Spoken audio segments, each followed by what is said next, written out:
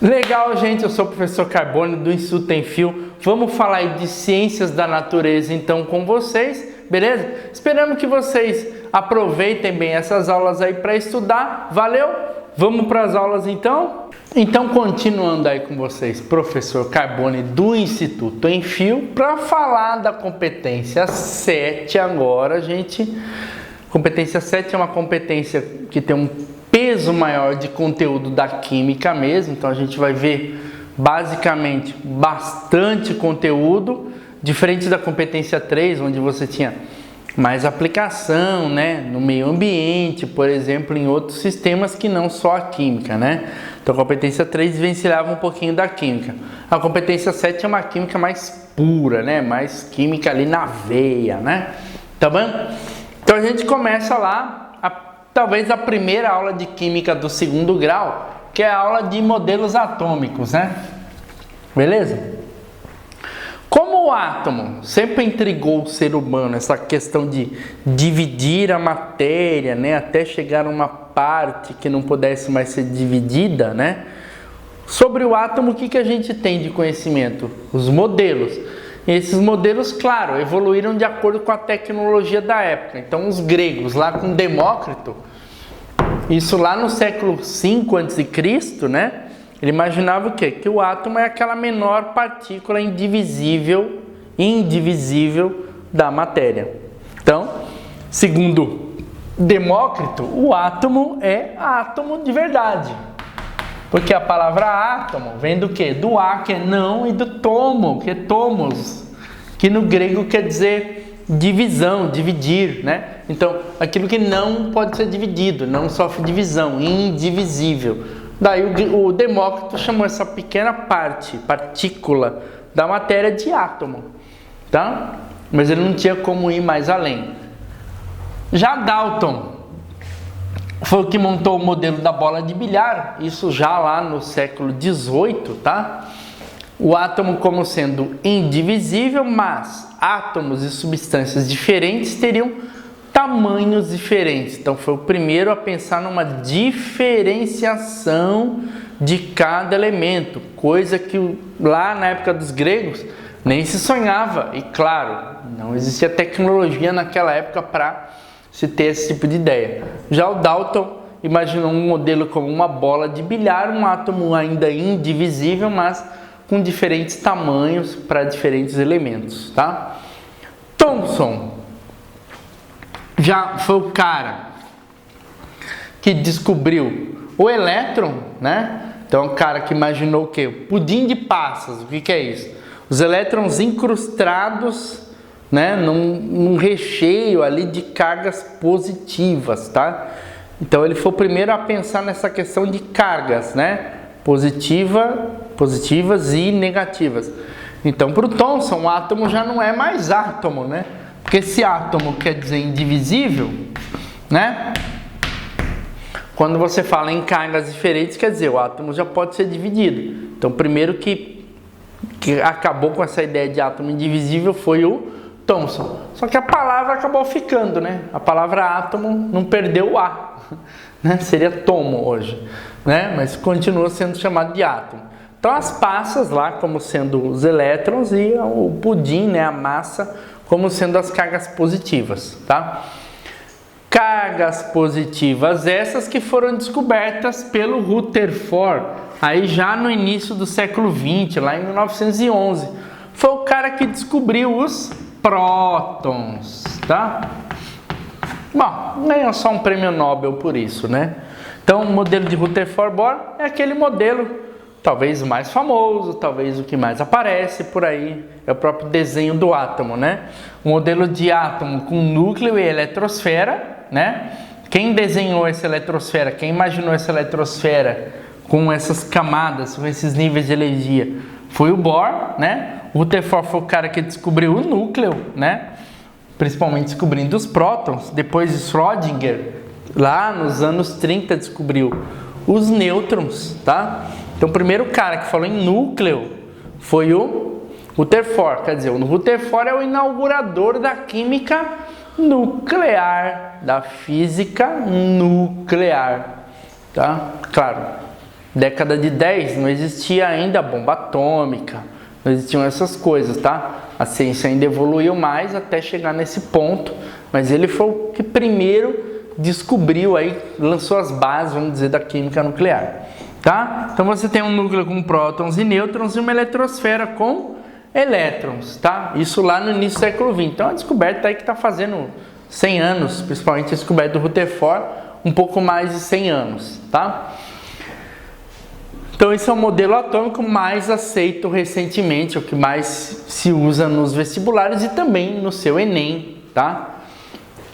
E sobre o átomo, a gente pode dizer que o átomo tem alguns números que os diferenciam. O número que melhor diferencia o átomo, que eu costumo chamar de polegar direito, quer dizer, impressão digital, é o número atômico, simbolizado pela letra Z, né? Que é o número de prótons. É o número de prótons do elemento. Esse não muda. Mudar o número atômico é mudar o elemento. É o sonho dos alquimistas, né? Mudar os elementos. Transformar tudo em ouro, por exemplo, né? Legal?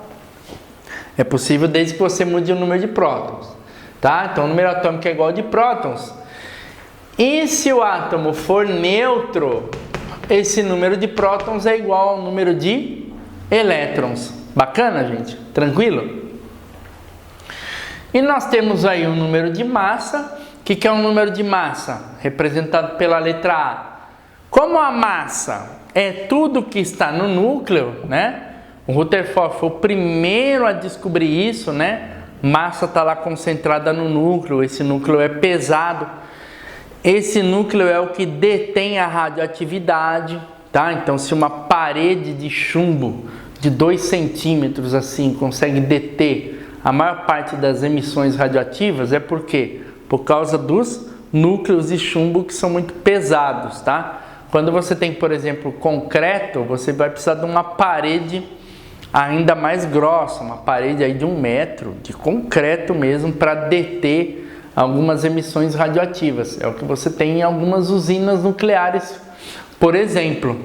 Legal? Então, essas emissões batem no núcleo e elas são refletidas, tá? Foi aí que o Rutherford descobriu que algo tinha lá no átomo de muito denso, muito pesado e também muito pequeno.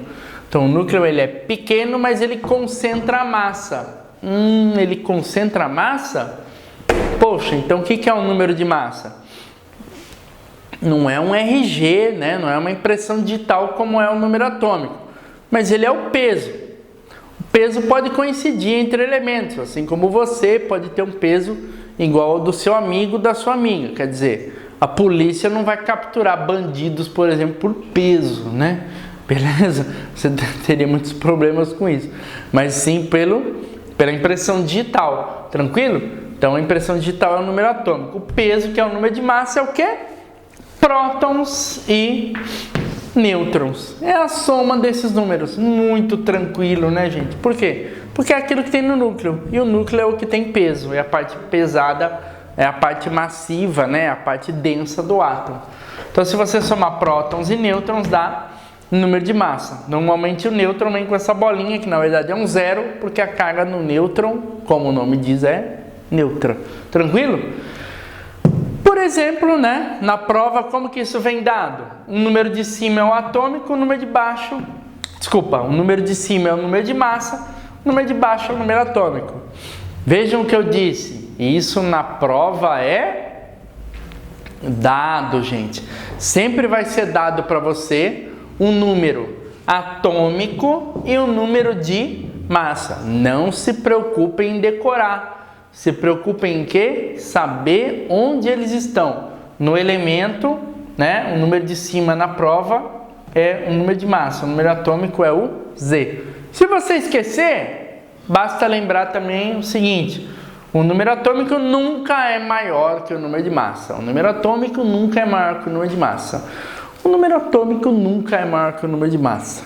Legal, gente? Então, continuando a falar ainda de atomística, ainda estudo dos átomos, saindo um pouco da parte de estrutura, da parte de modelos, né? Que ficou na nossa aula anterior aí, né? Na aula de modelos atômicos.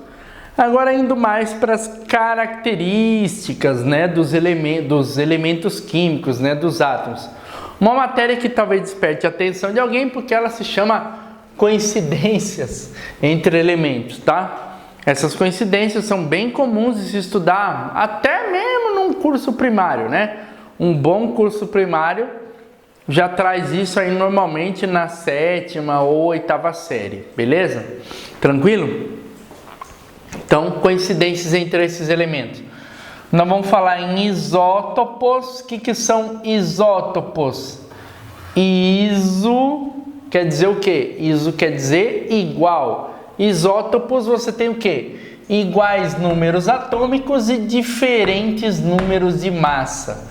Então é importante a gente não guardar o exemplo. Eu vou dar um exemplo, mas o importante é guardar isso aqui. Esta definição é o importante de você saber sobre isótopos, né? Iguais números atômicos e diferentes nos números de massa. Número atômico, lembrando, letra Z. Número de massa, lembrando, letra A, né? Então, por exemplo, caso do hidrogênio. Todo hidrogênio tem número atômico 1, olha lá, igual número atômico, né? Iguais números atômicos, legal? Todo hidrogênio tem número atômico 1. O hidrogênio que tem aqui, o hidrogênio que tem na sua cidade, lá na Índia, no Japão, em Marte, em qualquer lugar, nas ilhas Fiji, todo hidrogênio tem o quê? Um próton no núcleo, legal? O que pode variar na natureza, isso não é artificial, isso é natural. O que pode variar na natureza é o número de massa, que pode ser 1, 2 ou 3. No caso de hidrogênio, isso tem um nome, tá? Esse hidrogênio é chamado de prótio, esse aqui é chamado de deutério e este é chamado de trítio. Isso é mais um detalhe, tá, gente? Eu não acredito que o vestibular vai cobrar esses nomes, ou o Enem cobrar isso. O Enem seria impensável cobrar isso, tá? Não é uma prova tão conteudista a esse ponto. A não ser que os caras resolvam mudar demais o exame. Legal? 1, 2 e 3, prótio, deutério e trítio. Esses são isótopos. Isóbaros é o contrário. É o contrário. Nos isóbaros você tem o quê? Iguais número de massa, é o que aqui era diferente, e diferentes números atômicos. Aqui eram iguais. Então é a ideia contrária dos isótopos, exatamente o contrário. Exemplo clássico aí de isóbaros: carbono, né? Olha, eu e o nitrogênio, né? O carbono pode ter o quê? Número de massa 14 e o nitrogênio também, coincidir na massa. Iguais números de massa. Porém, como não é o mesmo elemento, tem números atômicos diferentes. Claro, senão seria o mesmo elemento. Número atômico do carbono 6, do nitrogênio 7. Ó, é um caso de isóbaros que coincidem no número de massa. Tranquilo? Importante lembrar, não vai me guardar o exemplo, tá? Esse é só um exemplo, tá, moçada? Quantos exemplos existem de isóbaro, professor? Quantos? Dezenas. Você quer decorar todos? Não, você vai ficar pirado, né? Vai ouvir Fresno pro resto da semana, tudo bem? Aqui também, não vai me guardar os exemplos. Guarde o quê? Guarde a definição, que é realmente o que interessa para você. Legal? Isótonos, também igual aonde? No número de nêutrons. O resto é tudo diferente. Diferente no número atômico, Z. Diferentes no número de massa, no A. Porém iguais nos números de nêutrons. Beleza, gente? Exemplo clássico aí, ó. O cálcio e o potássio. Tem números atômicos diferentes, claro, senão seria o mesmo elemento, né? Tem que ter igual a sua impressão digital. E números de massa também diferentes. Professor, mas o que é igual aí, professor? Onde está o igual? No número de nêutrons. Como que eu calculo o número de nêutrons? Pô, é fácil. É só você pegar o número de massa menos o número atômico. Isso vai dar o número de nêutrons. Aqui, 40 menos 20 geralmente dá 20. 39 menos 19, se tudo correr bem, dá 20 também. Tranquilo? É um caso onde o número de nêutrons é igual nos dois casos, tá? Então, caso de isotonia. Não decore os exemplos, muito menos vá me decorar número atômico e o número de massa, tá? Não serve para absolutamente nada decorar isso, por uma razão simples. O exame vai dar esses valores para vocês. Legal? Então, decorar isso aí é perda de tempo, tá? Total. Guarde a definição, tá, gente? Guarde a definição, pessoal, porque o exemplo é um só. Pode ser que numa prova caia outro exemplo, no caso, tá? Cada um aqui você tem dezenas de exemplos. Não temos tempo aqui para falar só disso, né?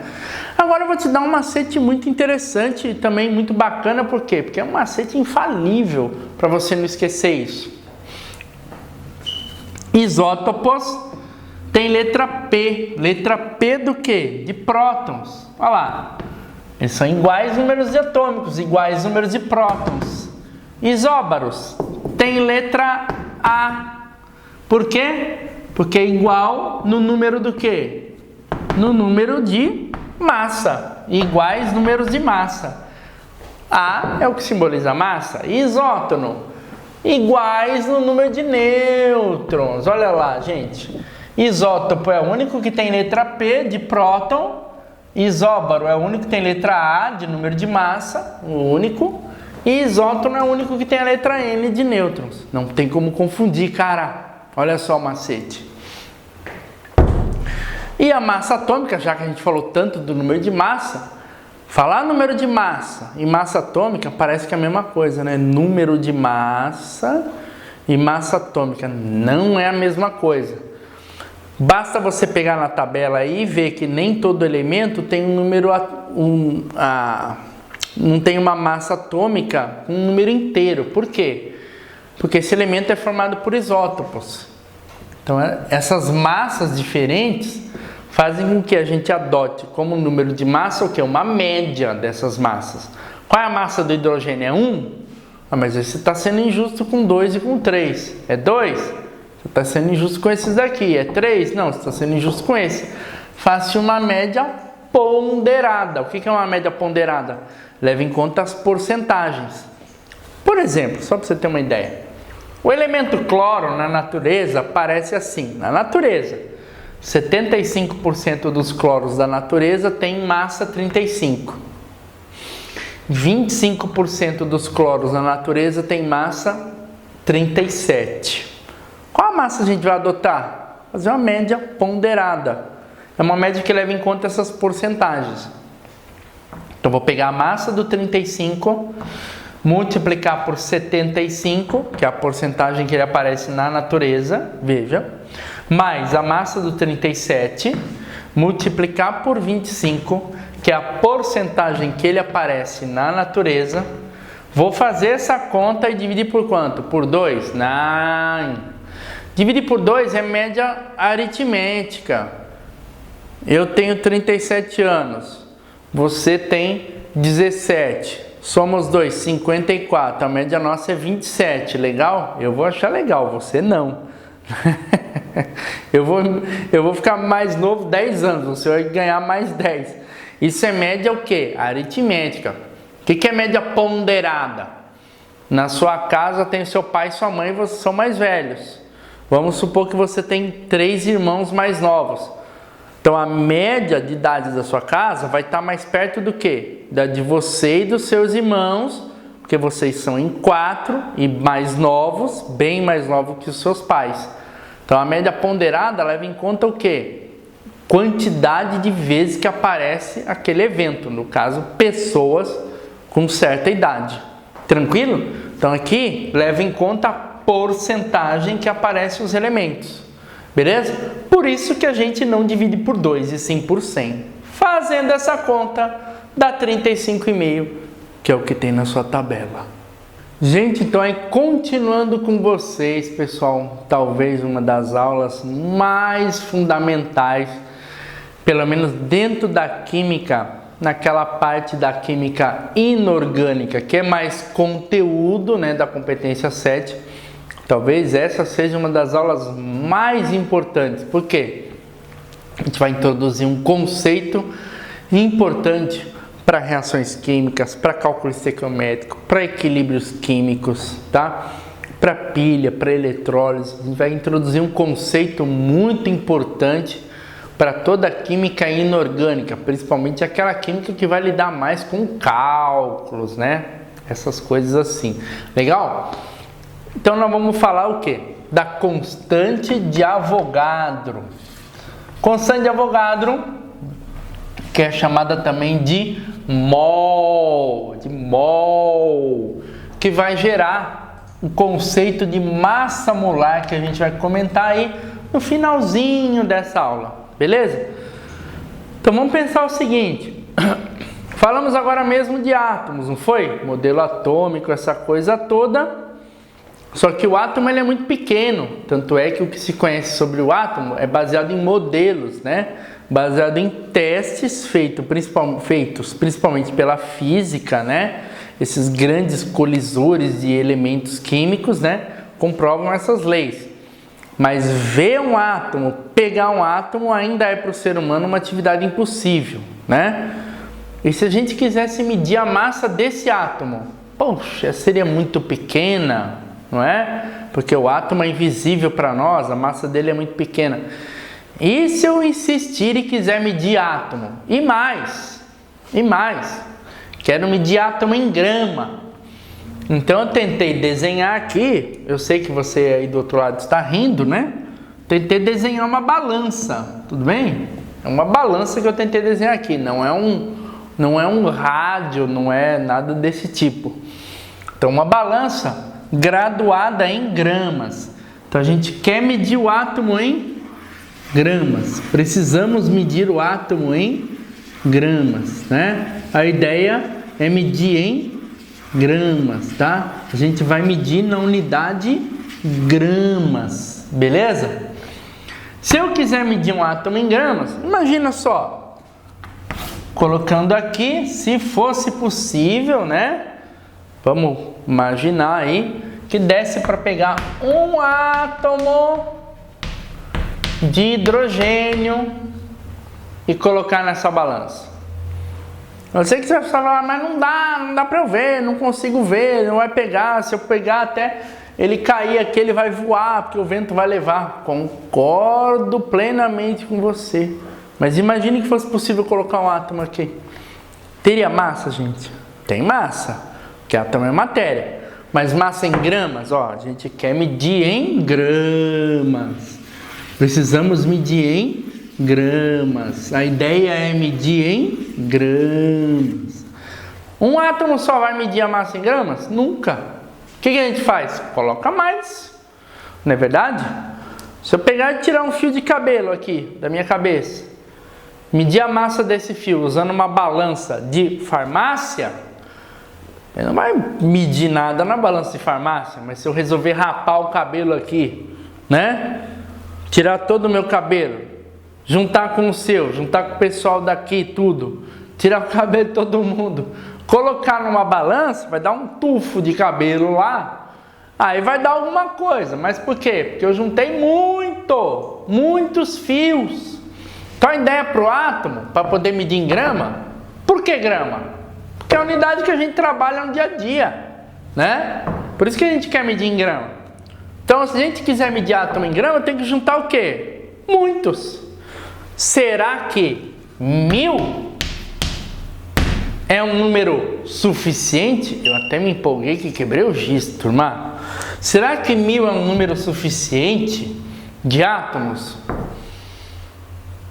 Chame a vovó para opinar. Chame o papai. Chame o amiguinho. Você acha que 1000 é um número suficiente de átomos?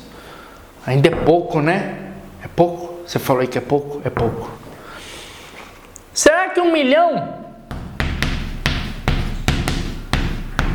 1 milhão de átomos? De hidrogênio, no caso? Será que é suficiente, gente? 1 milhão?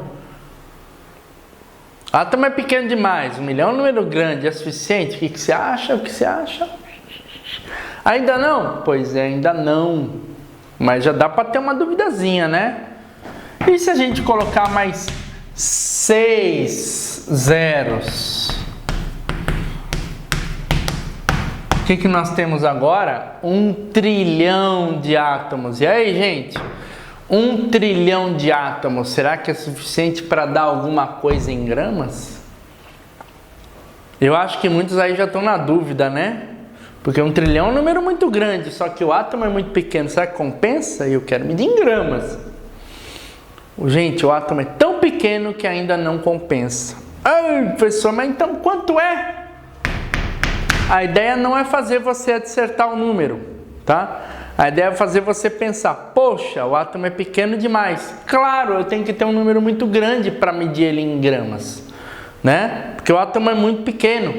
Qual o número que vai fazer eu medir esse átomo em gramas? Tem que ser um número muito grande, né? Assim como fios de cabelo, se eu quero medir na balança de farmácia, eu tenho que juntar fio de muita gente aí, para dar 1 quilo de cabelo. Imagina 1 quilo de cabelo?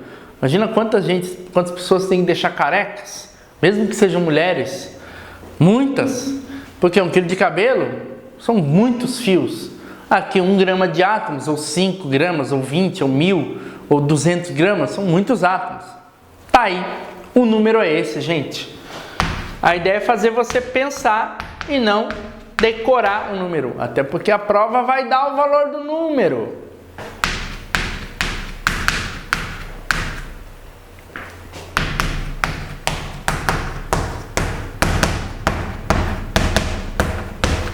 Olha só, dá até um ritmo, né? De tanta batida de giz na lousa aí, olha só. 602, como se lê isso? 602, ó, 1000, milhão, bilhão, trilhão, quatrilhão, quintilhão, sextilhão. Faço questão de mostrar aqui para vocês.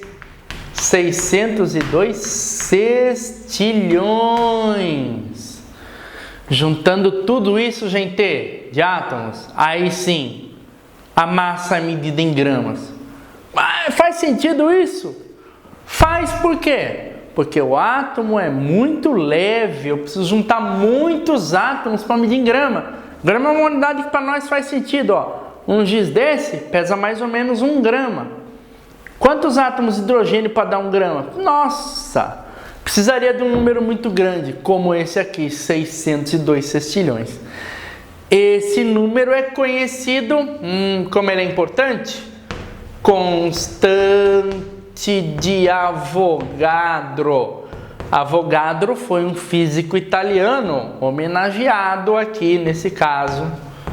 Essa constante de Avogadro é também chamada de 1 mol. 1 mol. 1 mol é o nome desse número. Mol é o nome desse número. Mol é o nome desse número. Mol é o nome desse número. Mol é o nome desse número. Se você juntar 1 mol de outro elemento, por exemplo, o hidrogênio é 1. Por isso que vai dar 1 grama. Se você juntar 1 mol de outro elemento, por exemplo, oxigênio, massa 16. Não decora a massa não, tá? Vai dar o quê? 16 gramas. Mas quanto eu preciso juntar? 602 sextilhões. 1 mol. Não é um átomo só. Ah, vamos pegar aqui. Você quer outro pesadão? Você quer mercúrio? Aí, mercúrio, ó, 200. O que acontece, gente? Juntou 602 sextilhões de átomos de mercúrio. Vai dar o quê? 200 mais 200 o quê? Gramas. 200 gramas. Olha só. Por que que deu a massa em grama? Porque a gente juntou 1 mol. Isso que é importante você guardar. Ah, você quer molécula? Água. 18. Nada de decorar a massa da água, hein? Juntou 602 sextilhões de moléculas de água. Aí vai dar quanto? 18, mais 18 o quê? gramas. Só por que deu em grama? Porque você juntou 602 sextilhões, porque você juntou 1 mol.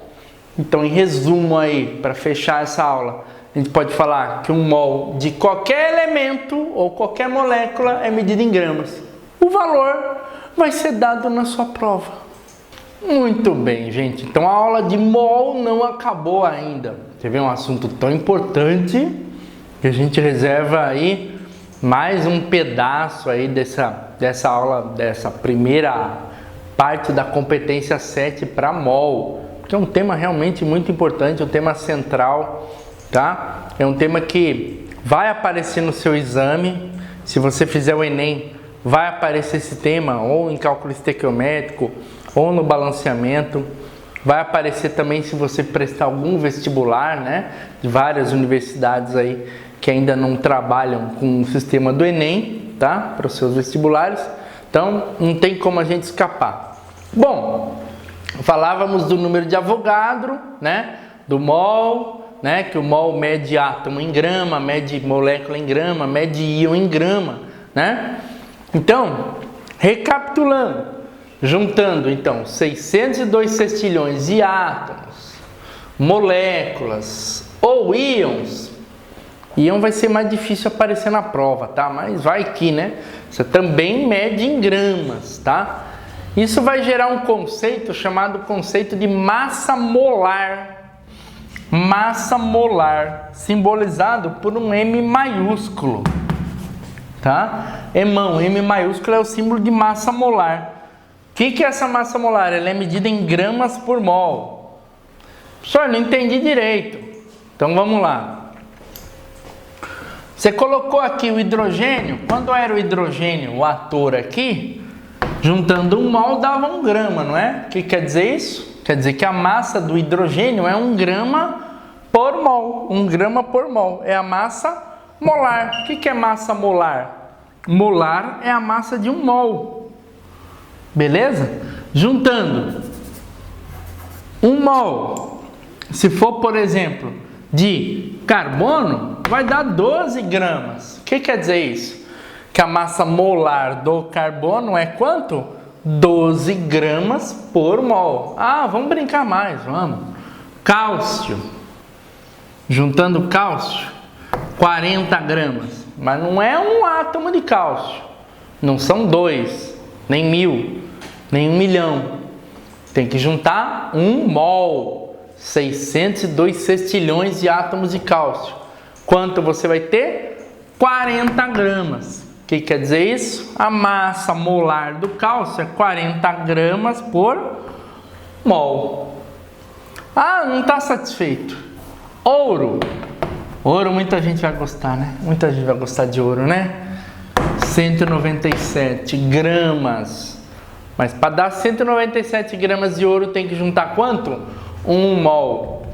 602 sextilhões de átomos de ouro, tá? Para dar 197 gramas. Bacana, gente? Então a massa molar do ouro é o quê? 197 gramas por mol. Ah, uma molécula. Você está pedindo molécula? CO2. Gás carbônico, né? Importante lá, gás de efeito estufa. Massa dele, 44 gramas. Mas não é uma molécula que pesa 44 gramas. São 602 sextilhões de moléculas. Aí dá 44 gramas. Isso quer dizer o quê? Que a massa molar do CO2 é 44 o quê? Gramas por mol. Tranquilo, gente? Então, o mol vem associado ao conceito de massa molar. São dois conceitos que estão ali intimamente ligados. São dois conceitos importantes. Nós vamos usar quando formos fazer exercícios, né? Nos exercícios aparece muito isso. Então, se você não lembrar que juntando 1 mol é em grama, eu preciso juntar 1 mol de átomos para obter a massa em grama. Eu preciso juntar 1 mol de átomos para medir a massa em gramas. Isso é uma lembrança que deve povoar aí a sua mente. Tranquilo? Mol, átomo, molécula em gramas. Mol em gramas, sempre, tá? Isso vai ajudar, isso vai ser o ponto de partida para a gente entender os exercícios, entender os cálculos. Não adianta você saber fazer cálculo, eu sei que você sabe, se não lembrar esse conceito fundamental, beleza? Então vou medir átomo em grama. Como? Juntando 1 mol. Juntando 1 mol. 602 sextilhões. O apelido disso é 1 mol. Tudo bem? Agora, como a gente falou em 602 sextilhões, apareceu esse número grandão aqui, né? Gente, você não vai trabalhar com esse número desse jeito no seu caderno, né? Imagina multiplicar isso aqui por 2. Não é ainda o pior. Por 2,17. Não é o pior. Imagina dividir por 2,17. Aí você vai chorar, não é? Aí você vai querer ouvir Fiuk até o resto do dia, não vai? Tranquilo? Então você não vai querer fazer essa conta do jeito que ela está aqui, tá? A gente não vai fazer isso. A gente vai empregar o mol em notação científica.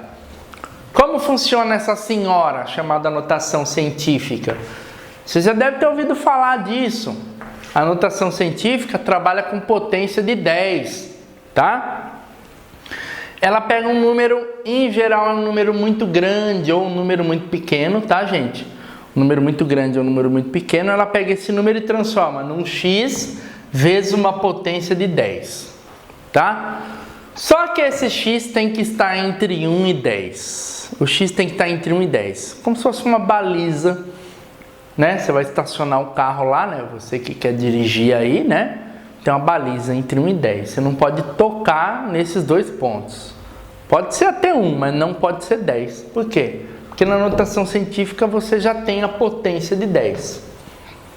Então vamos para alguns exemplos, aí a gente vai entender como que funciona o mol. Beleza? Por exemplo, o número 100, como que é em potência de 10? Vamos começar desse que é simples, né?